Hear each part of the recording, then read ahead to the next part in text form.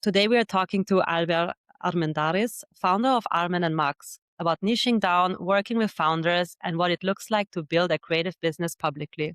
Okay, so before we get started, can you quickly introduce yourself and what you do? Yeah, first of all, thank you for inviting me.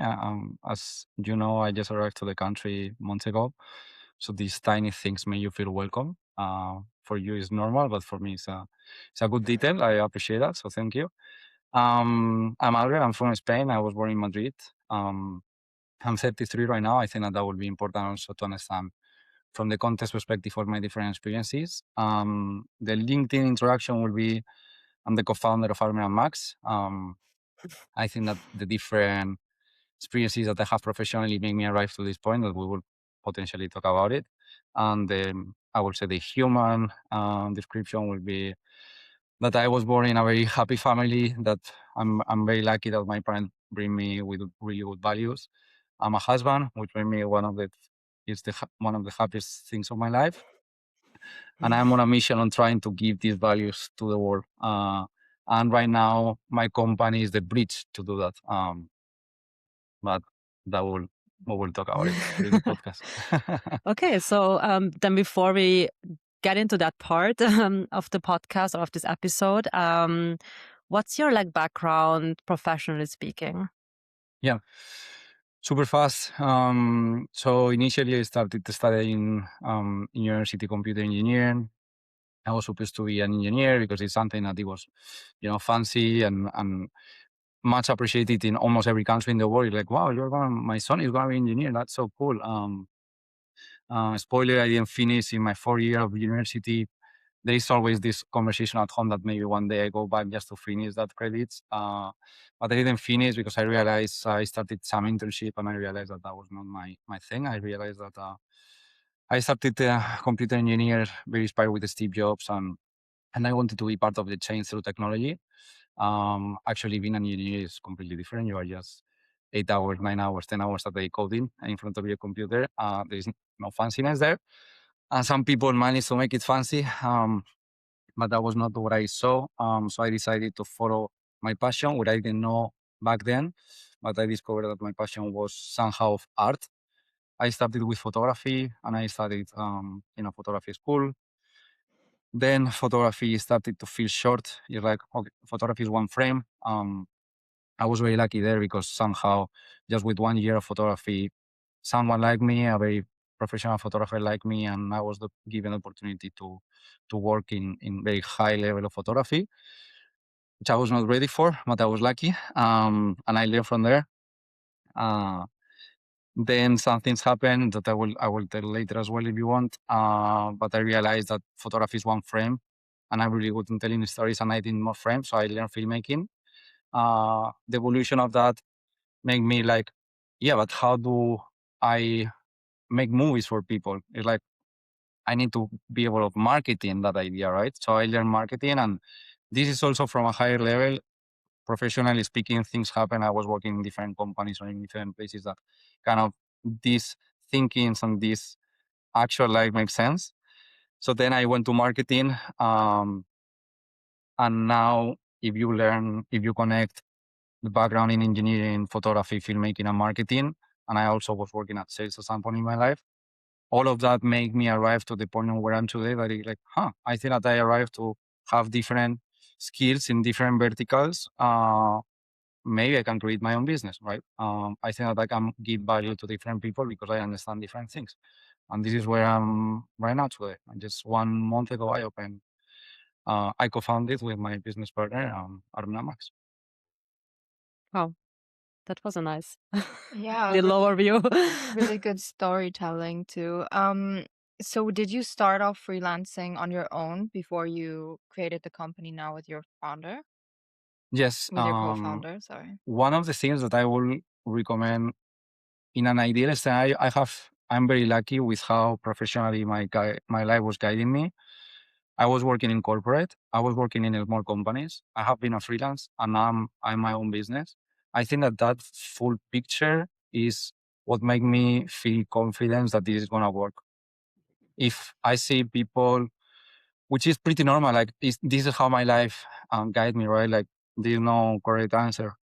I was lucky enough to being able of trying before other things, and we will talk later that some of these things make me have these skills. If you can, try to be first instead of going directly to a business. Try to work for someone first. If you can, after become freelance, like build the bridge, right? So when I was in photography, I was a freelance. Then I started in corporate. Then I moved to Switzerland with my wife from the Philippines, and I was a freelance in a different country. And that was at the beginning very complex, and later honestly pretty smooth, and that taught me a lot. And then I came back to work for someone because I started to connect the dots, and I was like, okay, I was working in a marketing department in corporate. Then I was offering marketing services as a freelance. What is missing? Because there I was starting with the concept of I want to have an agency, right? And it's like, okay, work in an agency. I have never worked in an agency. So if you work, I work in a marketing department in a big company. I work as a freelance offering marketing services. In an agency, it's like, okay, I think that now I'm ready to build an agency myself because I see I've been in both sides. I'm the one asking for an agency. I'm the agency struggling with how you should position yourself in the market. So yeah, to answer your question, I build a bridge to make the transition the smoothest possible to being able to be a good business owner. I love it. You like kind of like always like I have an interest in this, and then you followed through by working there and actually like seeing what it's like on the inside. And now you have like both sides, and I can see how that's extremely valuable. Um, when you were founding Almen and Max, how did that came about? Like, for example, how did the first conversations go with your business partner, and when did you actually decide, okay, this is the right step for us right now? It was many different ingredients. Hopefully, I can tell you all of them without overstanding too much. First ingredient that I would say is very important. I, I would say from the big picture, three ingredients. First, mission. Second, lifestyle, and third, life. What is happening in life, and I would say also for the market. What was happening is that I moved from Spain to the Philippines with my wife. I didn't want to work in corporate anymore. I'm not a 9 to 5 guy. I learn a lot, but I don't enjoy that lifestyle because someone is deciding how much can you grow and how much can you learn. And I don't enjoy that. That's for myself. There are so many people in the world that love it, and I understand. And if you are lucky to have a good structure, it works. But you need to be also lucky as well, and you need to match with you. Anyway, I moved to the Philippines, and the company that I was working with offered me the opportunity to work there. And I was like, you know what? Now that I'm actually jumping, let's jump fully, and I became a freelance. Then a little bit after that, we moved to Switzerland. So one of the things that is important in how I build Armen and Max is that I was trying to build something that allow us, my wife and I were moving from different countries. We have lived in 5 countries in the last 5 years. The first reason that I started this is because I was trying to find something that I don't need to be calling doors every time that I move to a new country. I don't want to move to the Philippines and call a door. I don't want to arrive to Austria, to Switzerland, to whatever the next country is. I mean, like, hey, this is my portfolio. This is my CV. Can you hire me? I don't want to do that. So I was trying to create something that can stay physically or digitally in one place and I can move around, right? That was the first reasoning. The second, I would say, a mission in the world. And the more I travel, the more that mission makes sense. Just fun story about that. When I was working at Apple, in the signature of the email, they told us to put a quote that you fancy. Kind of these fancy quotes of someone, of Einstein or Steve Jobs or whatever you want. And I have a quote that says, "Be the change you want to see in the world," from Gandhi.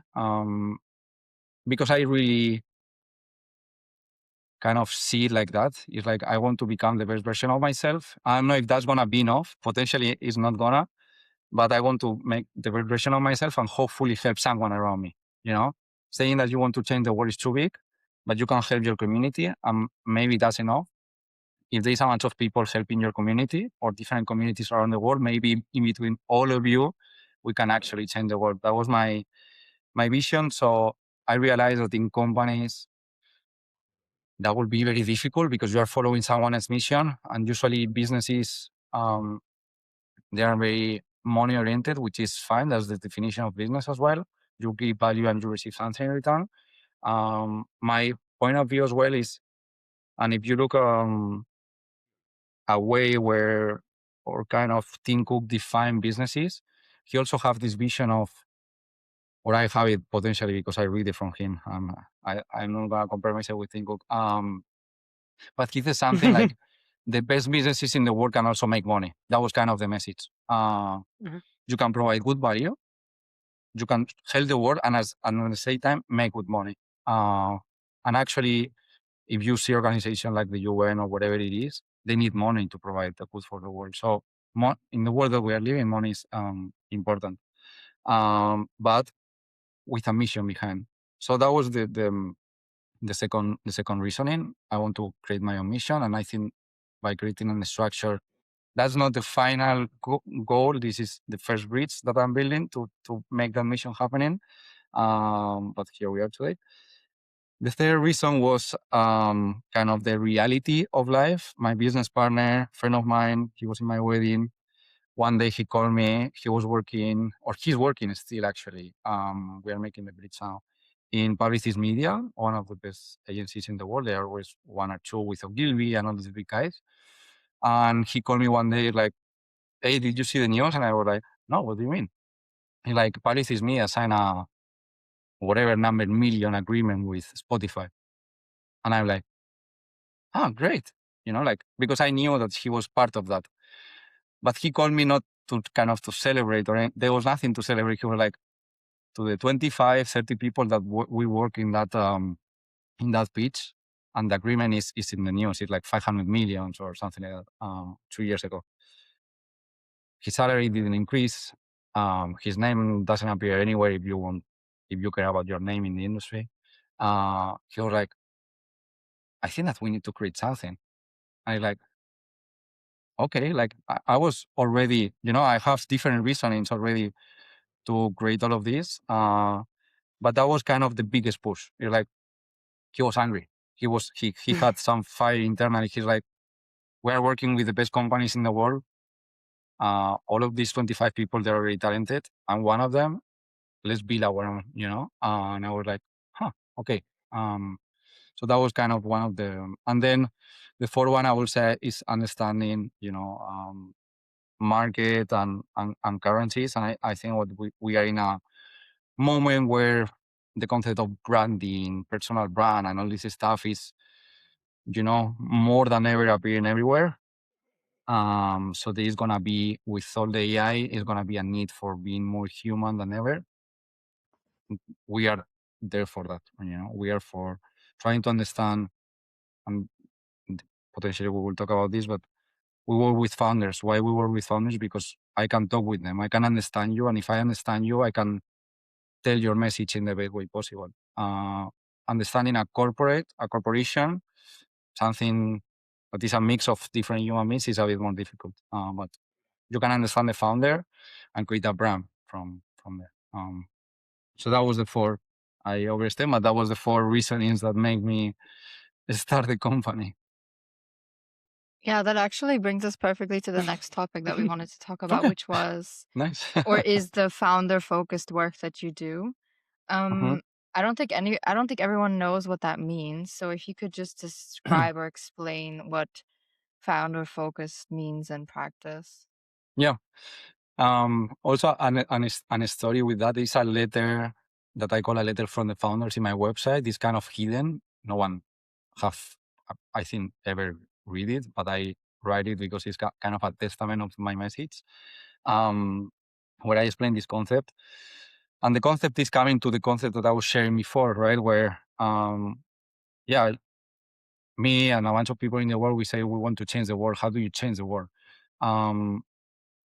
One of the mission that I have from a company aspect is work with 100 founders that have different purposes and different missions, try to help them communicate their message and market their business so they are profitable and they can grow as businesses. And if I help 100 people, 100 businesses that grow all over the world, I might be a little bit closer to help the world in a way. Helping founders mean that, helping someone like you and I, like the three of us, someone that I can talk with, that have a purpose, have a mission, someone that has a story, a background like I have, and they were motivated from there to start something. I follow Shopify on YouTube. They have a podcast, very interesting, like yours. And they invite founders actually. And it was a very interesting story. It was a founder from Australia that he was sharing that there's a drinking culture in Australia, right? Because the weather is good and you go to a party and everyone has these red glasses like in the United or blue, whatever the color is, where you're supposed to be drinking to socialize and blah, blah, blah.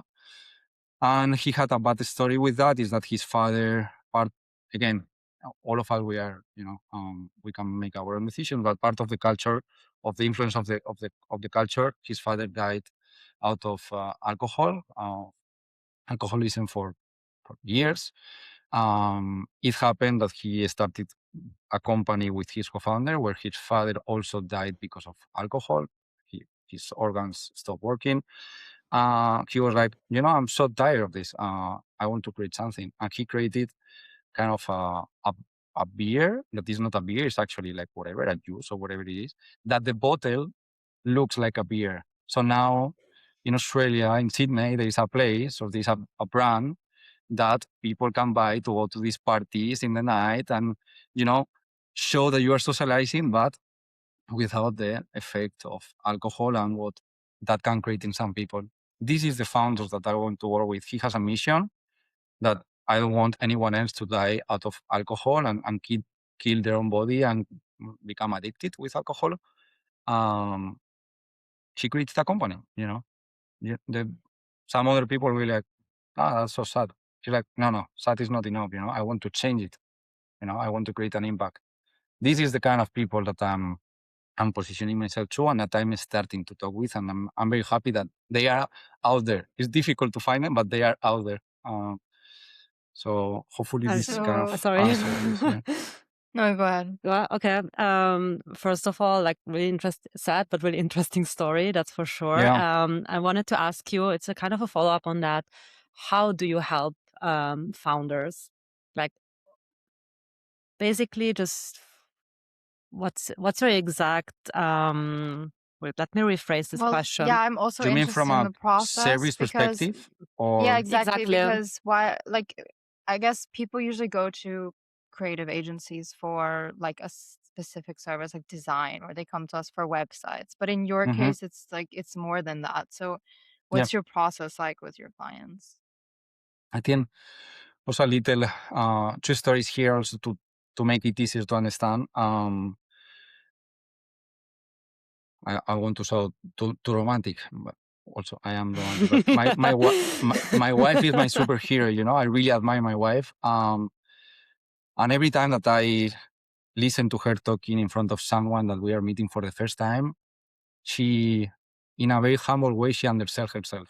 It's like, honestly, she sounds like a very, like she has a normal job and she has done very regular life and very normal life. And maybe it's me that I'm the husband, but her story is so much more than that, and when I meet her, from the moment that I meet her to now, the way I see her telling her own story is different. So this is one of example of the evolution where I'm gonna arrive. I met recently a founder. She's a woman from Switzerland in her 40s, 45, something like that. She has been working in negotiation with very complex territories, countries, industries, blah, blah. Mainly negotiating in wars and complex scenarios. And she started a shoe company because she couldn't find heels that were actually comfortable enough to wear for 12 hours in these negotiations. And actually, what it was not important for her aside from the comfort. What it was important is that for her, the shoes make her feel empowered. You know, for her, the heels were a way of empowering herself and being in these territories of Afghanistan or whatever it is around the world in complex situations around men that will be trying to undermine you. And she was like, I think that you don't need to be in a war to feel that, you know? I think that people around the world feel that in a regular 9 to 5 office scenario. So I'm going to create a brand that sells shoes, but actually what she was selling was, you know, a mission and a vision of how to empower women. What it was funny is that her marketing team and the branding team didn't understand this. So the whole communication was, we make eco-friendly shoes and whatever it is. I'm that person. I'm the person that understand how you think, that understand your mission, your vision, your values, and translate it into the world of marketing and branding. I understand what is really what you want to solve, and we create a bridge. That's called. That's the more the branding part. The bridge is marketing. It's like, okay, sales is one-to-one, marketing is one-to-many. How do we communicate? If I talk with you, you're a very interesting person. You have a lot of things to share. How do we communicate that on every touch point, on your website, on your social media? If you go to a PR event with press or whatever it is, how do we communicate all of that? That's what we do. I think it's a concept that is, when I talk with people, it's very easy to understand. When we have been in the last 6 months reframing, constantly, you know, checking details for people to understand this concept as soon as possible and as clear as possible, because it's a lot to unpack. But all of these people, like what is called the C-suite, like executives, if they give you 1 minute of their life to check your website, you're lucky, you know? So you need to be very precise. Yeah, in a podcast, it's easy. You are giving me 45 minutes, whatever it is. In a website, we have, all of us as businesses, we have 45 seconds. You know, it's the elevator pitch, but in a computer, I would say. I mean, based on this, what's like the biggest issue that people or like founders come to you with, like the biggest problem that they have? Is there like some kind of pattern that you've already noticed? And if so, which is like the most prominent one?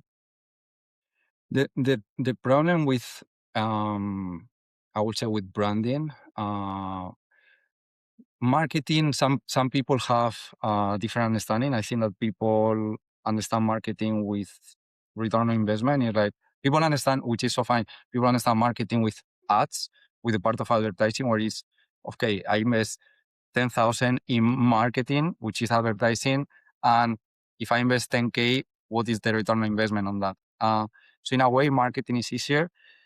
Why I mean all of this is that for now, people have problems that for me is not the problem to solve.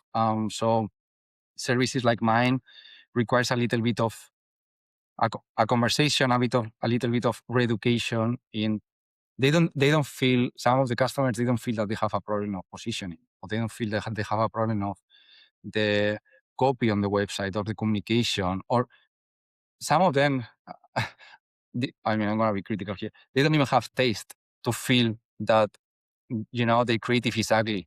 So then we need to find a bridge. We need to find a way of understanding how to put all of these pain points. They have pain points. I mean, usually a creative agency is a little bit complex, and especially mine, that I'm touching branding, marketing, and the creative itself. The usual pain point is, I need to create content. Do you do? Yes. Okay. The second pain point is, I want to make more money. They don't say I want to make more money, but it's, I want to make more money. Can you help me with the market? Yes. Okay. You know, this is the kind of classical pain points that they have. And then I will say, I always joke with my business partner that we do marketing and branding therapy. You know, we listen to the founder, they share all their problems, and then we just listen. We don't judge, like the TikTok. And from there we can really give the solution. But we need to. Some people they might not understand that they have a problem in their company. All of us, we are good in what we do, right? Every time that I need something related to law, I hire a lawyer. Every time that I need something related to, accounting, I hire an accountant. I think that one of the main problems that I have seen in founders is that because we are all brave enough to create our own business, we think that we know everything. And the best founders to work with is the one that they are humble enough to understand that, hey, I'm really good designer, or I'm really good engineer, or I'm really good product developer. I have really no idea of marketing, but what I read in this article, can you help me with that? If you arrive to that conversation, everything is going to be super smooth. So one could kind of like break it down to consulting and strategy work. Yes, I will say the first part that we do is market research. This is where everything starts. We need to understand what is happening in your industry, and also in that part of market research, we do some social listening, so we understand market and what people are saying about your product or service.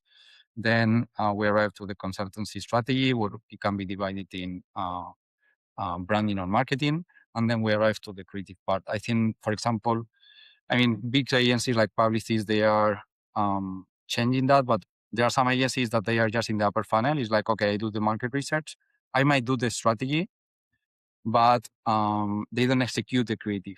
For us, it's like we want to understand the market, we want to create the strategy, and because we have already done all of that, we want to deliver because the data is here. If I get the data after the creative, and we don't press publish, we don't do the social sharing, but we can track with the client because we're in the last part of the funnel.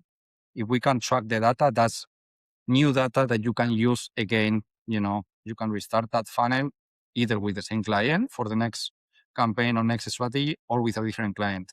And then when you combine that with different industries, I believe that in some 10, 15 years, we will have a lot of information of what's happening in the market. And then that's how you become really productive for everyone, because you understand what's happening in every industry or every market. Speaking of clients, how do you approach potential new clients, or how do they find you or approach you? Because I feel like with work that is more conceptual and strategic, it might be a bit more difficult to market, but correct me if I'm wrong, because we as a web design development studio, we kind of like, yeah, here's our work. This is what we do. It's kind of like the outcome is there, and it's easier to market and to share. And I feel like with strategic work, with conceptual work, it's a bit more difficult in terms of communication. And I would really be interested in what your experience was like so far. I think that being good or having a portfolio is not enough anymore. I think that that's the bare minimum. Is like the client expects that you are good. That's how the conversation is already granted that you are good in what you're doing. So that's why all new businesses, I think that we are in a moment where content should be in the center of every business. I think for us I would say, even though we are, I will tell you the reality of today, and I will tell you the theory and what we are planning, right? The reality of today is that we are getting clients, fortunately or unfortunately, from friends, which I love and hate. I don't want a business to be dependent on friends, because at some point you run out of friends. That's what people, when people mention networking, is a very high level concept. Networking means get to know people, get to know them in a deeper level. They will trust you, they will become friends, and then you will be top of mind, and they will hire you when they need you, and that's a long thing, that's a thing that will happen in decades. But one of the things that I'm doing right now as a business is trying to create these kind of Avengers, this group of people that we are growing together. We are different businesses. And in 15 years, we will be, during not in 15 years, but during all these years, we will be helping each other, collaborating, and then, I know this guy that I have, or I know this woman that has a business, and that's the networking aspect. Outreach, I think that as agencies is one of the easiest way to get clients. You send a cold email. There are so many ways of doing it: Instagram, LinkedIn, email, and there are apps that tell you the corporate email of the person. It's slow. There's no other way of doing it. Yeah, you can use AI. Honestly, if you are gonna send an email through Gemini or ChatGPT, don't send it, and people will feel it, and they will be like, "Thank you. I receive 15 like this every day. You're no different." But if you take the time to analyze the company and analyze if you are gonna bring some value to the company, and you take the time to custom an email, the conversation that we are having is, I would say, half is, I would say 40% is friends, 40% is call email, and 20% is social media, but not the company social media because I'm just starting it, but mine and my co-founder social media. With my co-founder, we have funny stories that no one knows that he has the business. It's not even public yet. And they call him for, as a friend or someone that he's just knowing, hey, I want a picture. And he's like, I think we can give you more than a picture, we have an agency. Actually, and then you evolve from there. You need to be good with upselling, but everything starts from there. I don't know if I reply your question. Yeah, you did. Okay. Yeah, exactly. Because I think it's always interesting to hear where people, especially because you have just started, and it's a very common theme that people find their first clients through friends and friends of friends. I mean, it was the same for us. Like Yep. we knew someone, and then we had a pitch, and we won that pitch, and then you had already contacts, and it's kind of like built from there. And once we had like a bit more of a stronger portfolio, people started reaching out to us. So Yep. once we like started putting work out into the world, and then it kind of like snowballed into people finding us that are not in our network. Mm-hmm. And it's really interesting that this pattern just repeats, but it also makes sense because, of course, if you haven't like already made some name, like you said, like your friend wants to, do you say like to make a name for himself, and he wasn't like even credited. So how can you be known if you're not credited for your work in past agencies and experiences? Since you mentioned social media, it's actually a good segue to start with that topic, because I find it extremely interesting that you're building your agency in public. There is like, what I value a lot is like transparency. And I feel like there is not enough transparency, especially in the creative business or creative industry, especially around studios and agencies. And putting your process out there, I think, is extremely valuable. And I wanted to ask, what motivated you to do it? I mean, I'm assuming as part of your mission to help people, it actually makes sense. And my second question is, how did it feel to, for lack of a better word, expose your process? Like, did it feel scary, or did it feel like natural to you? There are two things here. The core mission is what you said, helping others. But actually, I had kind of a side mission with that is, people are romanticizing being a business and being a founder, and seems like everything is Rolex, Porsche, and Dubai, and Bali, and all of this lifestyle. And if you like it, it's fine. But so I started sharing, knowing that no one is gonna watch it, and knowing that it might be even boring. Blogs, when I arrived to Austria, in a 5 square meter hotel room, doing my website, doing the admin, all of this stuff, for people also to see the few people that watch it. I didn't care about the numbers. It's like, if one person can know that it's not as romantic as it seems, that there's a reality of, it's going to be complex. You're going to spend 15 hours a day in front of the computer where nothing happened. There's no fanciness. You're not in Bali. At the beginning, you don't make money, and you see your savings account going down, and all of this reality of life. I was like, if that helps to one person, that's worth it. So that was one of the reasons why I started it, is like also to create a reality. Today, I would say it might not make sense. My hope is that in 10 years when my business grow, I can come back to that and see like where I come from. And I think that that will be the legacy that I can create. I'm honestly like really bad at it. And it's very complex, I will say. There are so many days, that you are worried with your daily stuff. That at the same time you need to be thinking about kind of creating a narrative and creating a story, but you don't see the moment. You are not maybe in the mood to take the camera. So what I'm trying to do is to improve. I'm trying to create systems. My camera is always in a tripod next to me. I have a small lens also to move around. I was like, you know what? Fuck it. I'm gonna record with the iPhone. I don't care about high quality. What I care is about documenting the process to show the reality of what is actually building a business when you move abroad and when you start by your own, because my business partner is in the UK. We are building the bridge for him to leave his current company. So that was the thinking process. Then you arrive to also from a marketing perspective, but that was, for me, was more of, I want to create the routine of creating. I want to also create things with. It's the closest way of creating something with your hands in a way. Like I create videos. I create something because not everything is a strategy and everything is words.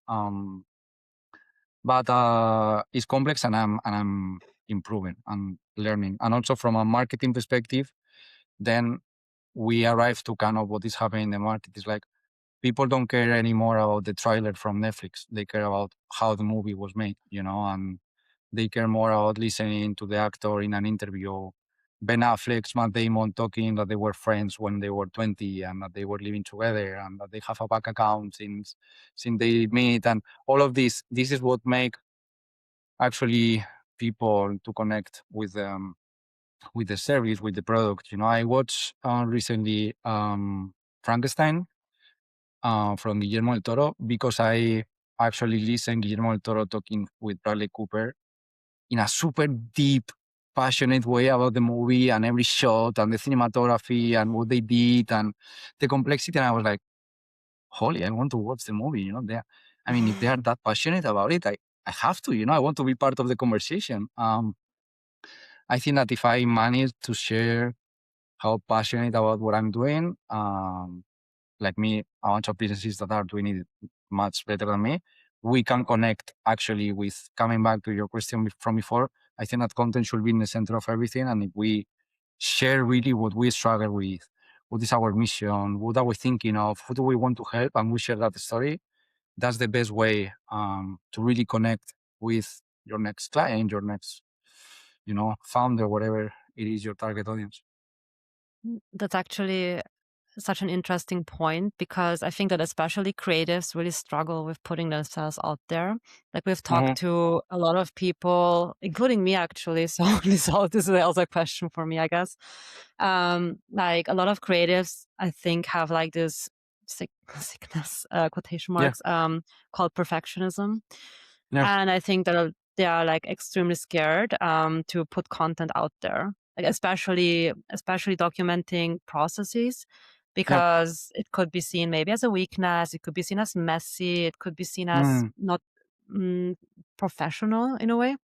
And do you have like any tips for people like those people who want to be present on social media but just can't bring themselves to make the first step? Like what could be a potential first step? That was me. I would say that's still me. What I'm repeating to myself every day is I'm looking in the wrong direction. When you think about, I'm not gonna share the process, because usually is because you're comparing yourself with someone that has been in the industry for a decade, for 15 years, or that is already potentially super successful. Surreal. What I have been doing for the last year, and that's why I manage, is like, if I was 20 and I see myself, I'm 33 now, if I see myself today, I will be impressed. And this honestly, like, I will be so happy of myself. It's like, this guy living in another country and having his own business is like, holy shit, and he's married with a foreigner. Like, what's happening? We are comparing in the wrong direction. We need to compare to ourselves. 1 month ago, you knew less than what you know today. If I compare to myself 15 years ago, I'm super master.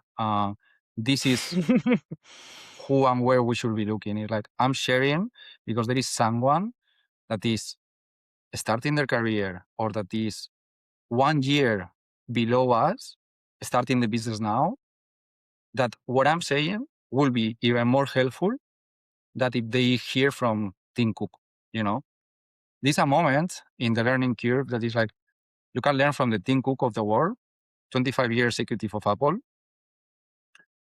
There's a moment that you cannot learn anything from him. Why? Because he's in a higher level that is like, yeah, but I just have, one employee. You're talking about 125,000 employees. What can I apply from your theory? And then you need to be very smart in extrapolating what is the knowledge that he's trying to tell you. When I was in the film school, I watched all these Christopher Nolan, Steven Spielberg, and all these big people, and in all these big sets. And at some point, it was very, very motivational for me. Like, oh, wow, I want to be there. And then there was a moment that it was exactly the opposite. It's like, but it's just me with my camera, and also there's a moment that you don't learn, because it's like how to direct 25 people, how to use whatever 100K camera. So I think that if like someone like you have been in business for years now, I think that and I've been listening some of things here and when I have time, I think that there's so much value in listening to someone like you. For someone like me or someone that is 25 years old and is starting a business, is much more value listening to you than to Tim Cook. I'm not saying don't listen to Tim Cook. You also have to, but from a pragmatical level, they're going to receive more value from you. So us as businesses, if we share, we are going to have a little audience that they are going to hopefully someone take something. They take something from Same Studio, they take something from Armen Max, they take something from all of your guests. And in 2 years, they make a business. I'm like, wow, we made it happen, Some of them will think about you, some of them not, doesn't matter. But we are helping someone, So if you connect all of this mix, I think that content is key for every business today. Super important. I really love the tip that you gave, or like the value in it. I think that a lot of people, us included in the beginning, we always compare ourselves, of course, to the big players in the industry, because that's what you see as a success, and that's what you see as something to aspire to. Yeah. However, what you mentioned is also extremely important. Like, hey, I'm just a guy with a camera. I can't be right now at this moment. I cannot shoot Steven Spielberg level of movies because I just don't have the resources right now. I don't have the experience. And I think that it's actually super applicable to other fields as well. Like, sure, you cannot compare yourself to, in our case, like to really big design and development agencies, because that's not where we are at right now, and maybe not even somewhere where we want to be. Yeah, fine. So you should listen and compare yourself to your past self. I thought that was really insightful, like looking backwards instead of forwards. Exactly, because now looking back, I'm like, wow. Yeah, if I was thinking about that while you were saying it, like what would my 20-year-old self be thinking? And you were like exactly what you said. Like she would be impressed. Yeah, exactly. She would be like, what the impressed. hell? So crazy. Yeah, With like, a few what things that I know happened about there? you, she will be impressed. It's like, wow, you made it, Yeah, you're for real. living And the even though, dream. like, exactly. And like if I compare myself right now to where we are right now, I'm like we aren't exactly where I want us to be. But then you always have to go back and think like, okay, well, we've done so much already. Yeah, it's And been we like, can be proud of ourselves for that. yeah, it's been years in the business and we are always somewhere else. Yeah. Like, that's kind of crazy. I think would that actually, sometimes we blur the line too much, It's Yeah. this middle ground of aspiring to be, but also being grateful and remembering who you have become, Yeah. If we manage to have that, I think that we can grow, and still we're starting with zero. Everyone start with zero, we're starting. Starting can be anything, I mean, honestly, 5 years, you have been 5 years. Hopefully we live for very long. 5 years is nothing, Yeah. So I don't know why we understand that we can be in university for 4 years, or doctors can be 9 years studying. Do you imagine yourself after 1 year in university knowing something? You don't know shit. You don't know anything, and as a business, you expected that in the first year is like, how many millions you're making? Like, what do you mean? I'm happy that I have 3 clients. I think that people are shy of sharing the truth, and that creating a fake narrative in so many aspects. Now we're talking business. In business, the truth is much different, and that's also how I'm applying myself with business. Is like, people ask me, it's been a month that the business is registered, and you're like, how many clients do you have? And you're like, yo, slow down, like I have one client, I'm happy, I'm creating conversation with others. And then you receive this comment of, yeah, it's hard. And you're like, what do you mean? It's the first month. Yeah, like, I'm Then I not gonna ask expect you you to after your be. first year in university, are you an engineer already? Yeah, You I don't think that know to code one people, line. yeah, they think that once you open a company, that means that you're rich. Yeah. Instant Yeah, rich, like instant 1 million instant. clients, instant millions of revenue. I don't know how Yeah. much in profit. Like, I think that but it's because also I think that the narrative was sold to us. If you have a business, Yeah. you are successful, you're big, you're rich.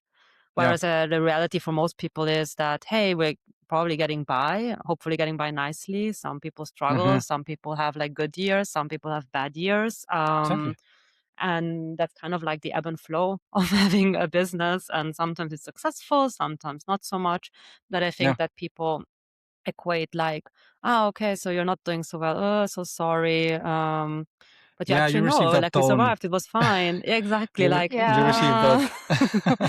and even though like, no, we're doing fine. They're And like they're It's suddenly so fine. sorry for you, even Yeah. though it's not necessarily something negative. Like Yeah. if you have a bad year and you survived and your business is still around, it's a success. yeah, But people who 100%. don't run a business will be like, "Oh, you had a bad year. I'm so sorry. Oh my god!" Like it's like this huge tragic thing, and of Yeah. course, it's not nice. not fun. But the reality is that you're still successful because you made it through that time. Yeah, I guess Exactly. their definition of success is just like as a business, they think, oh wow, you're making millions. But Yeah, that's not That reality, and it definition doesn't is even have is to be. yeah, it's too standardized, I would say, when success is very unique for everyone, because also one of the important topics, I'm very ambitious, but I wonder what I will think about how my ambition will be in 15 years, when where my kids, are a bit, I want to have kids. So when we have a family and they are going through school and whatever it is, it's like, maybe I value more, being able of bringing them to school than making 10 million a year, there's a very interesting book about this. I don't remember the name. I think less is more, one of those where it talks really about that. It's like, grow and success in business is not like that, And there's a moment where you can have 2 clients, you have 2 retainers that they are paying, the pay slip of everyone in your company, and you're happy because you love this client, because you are bringing value, because you have enough money for the lifestyle that you want to have, and you're like, and that's it, and you're happy. So also we need to take care of who we listen and the narrative that we absorb, because it can create some, Boston syndrome or time insecurities of, no, I don't share. And when you don't share, your subconsciously you have someone in mind, an ex-colleague or an ex-boyfriend or an ex whatever it is, and you're like, let's remove this from the equation. I Yeah, would I say, feel like we share a lot of values in that regard. yeah, I think we're very similar. Also, something I always say is that success is so individual, it's so unique hmm to the person you ask. yeah, yeah, And for a lot of people, I think for most people, actually, success is just, being able to do what you want to do and have time for your like work-life balance and then make enough money that you feel comfortable and you don't have an existential crisis. I don't think everybody wants to be a millionaire, and that's fine. So that's why this like hustle culture is so ridiculous, because Yeah. that's not what most people want. Most people want like good work-life balance, enough money to live I think comfortably, and that's stability it. is Yeah. always like a big thing. Yeah, I'm looking at the time. We're a Yeah. bit over time, but I don't mind. I think that it was Oh, very wow. valuable. No worries, No, please. I You went think It was very good. you went very I fast, think actually. yeah, it went by yeah, it went by extremely so fast. fast. I also feel like we could have talked much longer, but Yeah, yeah, maybe we do a part 2 at some point. It would be Yeah, interesting to do another episode, actually, yeah. like when you're further into the company as well, because I you're like love it. right at the Yeah, yeah. beginning now. Yeah, It we would can be see the interesting to evolution, hear right? your insights, Yeah, yeah, in like a Mm-hmm. year from Mm-hmm. now or like something. update episodes. Yeah. I think that would be Yeah, extremely valuable. let's do it. Before we end, there's one question that we always ask, which is what would, like, if you could give yourself some advice, like to your past self from 10 years ago, for example, what would you tell yourself to like as to make your maybe give you more peace of mind when it comes to Mm-hmm. business, or something that would have helped you at the beginning? Luckily, everything worked out in the way I imagine, I would say. I imagine because things change. I didn't imagine even some of the things. But I would say the advice that I will tell to myself will be follow your passion. I think that I'm here because I follow my passion. There was a moment in my life that passion was love, and I moved for love. There's another moment in my life that passion was literally passion for a creative career, and I dropped university to follow that. There's a moment that is my passion for business and for creating something, and I'm following that. I think that without passion, you cannot be, on a Sunday at 12 in the night working on your business, or you cannot be studying for wherever you want to be, or you're not gonna move to another country. So you need passion. And the second thing is be patient, because I think that we are in this TikTokification of life where things seems to happen constantly in a second. You order in Amazon and you have everything in the next day or in 3 hours. Apps like Tinder is just scrolling. You have TikTok where you are bored. Another 100,000 videos that I can watch in 2 minutes. And that's making us understand time wrongly, I would say. I think that if you want to create a successful career and a happy life, it takes time. So I remind myself all the time, be patient. That's Yeah, that's so important. Persistence Super. is so important, and not being stressed out when things don't happen Yeah. immediately. Yeah, that's amazing. Thank you so much. This episode was really valuable, even for me, as someone who's like Okay. has been in the Thank you. business for a while. So I think that for people starting out, it's going to be even more interesting and insightful. definitely. Yeah. So thank you so much for joining Thank you so us. much. Thank you for inviting. And yeah, hopefully we talk more, because I think that we can be talking for hours. A huge thanks to Alber for this insightful episode. And if you're into conversations about building businesses that reflect your values, don't miss our episode with Johanna Lederer, where we dive deep into how to build a business around your own personal values. Also, it would mean a lot to us if you could leave us a 5-star rating, as it's the best way for us to reach new listeners.